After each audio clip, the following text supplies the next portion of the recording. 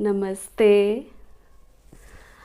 आज हम जो योग अभ्यास करेंगे वो अभ्यास हम करेंगे अपने स्पॉन्डिलाइटिस और फ्रोज़न शोल्डर की दिक्कत को दूर करने के लिए। जब फ्रोज़न शोल्डर की प्रॉब्लम होती है तो बहुत ज़्यादा भयंकर दर्द होता है। पूरी कमर, कंधे, गर्दन, पैर, मतलब पूरी रीढ़ की हड्डी जो हमारे पूरे शरीर का बैलेंस बना के रखती है उसमें दर्द होता है और घर के छोटे छोटे काम करना इंसान के लिए बहुत ज़्यादा मुश्किल हो जाते हैं। तो इन दर्दों को दूर करने के लिए हम कुछ यौगिक अभ्यास करेंगे और अपने शरीर को चुस्त बनाए रखने के लिए इन योग अभ्यास को हम करें और एक्टिव रहें और इन दर्दों से छुटकारा पाएँ। तो सबसे पहले हम करेंगे धीरे धीरे अपने दोनों हाथों को, ये हमारा एक पावर योगा में भी आता है, तो दोनों हाथों को सामने खोलें और बिल्कुल सीधा खड़ा हो जाएं। दोनों हाथों को खोलें, पूरी फिंगर्स दोनों हाथों की आपने खोलनी है और आपने इन फिंगर्स को इस तरह मुट्ठी बंद करनी है। अंगूठा आपने अपनी हथेली के अंदर लाना है जब आप मुट्ठी बंद करें।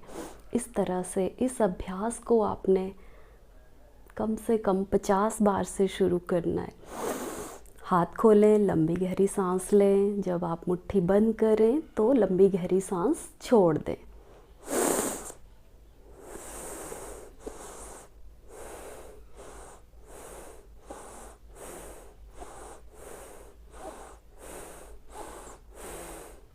इस अभ्यास को आप ज़रूरी नहीं आप खड़े होके करें, आप ज़मीन पे बैठ के भी कर सकते हैं, चेयर पे बैठ के भी कर सकते हैं, इवन तक आप बेड पे बैठ के भी इस अभ्यास को कर सकते हैं। दोनों हाथों को सामने लाना है और मुट्ठी पूरी खोल देनी है अपनी हथेली और अपनी मुट्ठी के अंदर अंगूठा, और इस तरह से लंबी गहरी सांस भरें और छोड़ें। आप अगर इस अभ्यास को प्रतिदिन करते हैं तो आपके फ्रोज़न शोल्डर में बहुत अच्छे से लाभ होगा, पर करना सिर्फ आपको है, दूसरे के करने से आराम नहीं होने वाला है। चलिए दूसरा अभ्यास करते हैं। धीरे धीरे, अगर आपके कंधे इस तरह से बाजू नहीं मुड़ पा रही है तो आप जितनी मुड़ पा रही है उतना करें। अपने बाजुओं को इस तरह से करें, मुट्ठी बंद करें, हथेली के अंदर अंगूठा और लंबी गहरी सांस भरते हुए अपने इस तरह से आपने अपने दोनों कलाइयों को मुट्ठी बंद करके पीछे जितना ले जा सकें ले जाएं।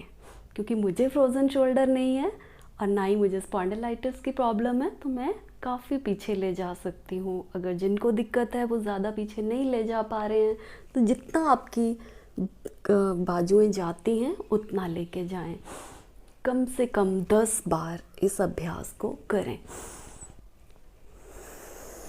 जब आपकी कलाइयाँ, आपकी बाजुएं पीछे जा रही हैं, आप लंबा गहरा सांस भरें, हल्का सा सांस को होल्ड रखें और धीरे धीरे सांस को छोड़ते हुए वापस आएं।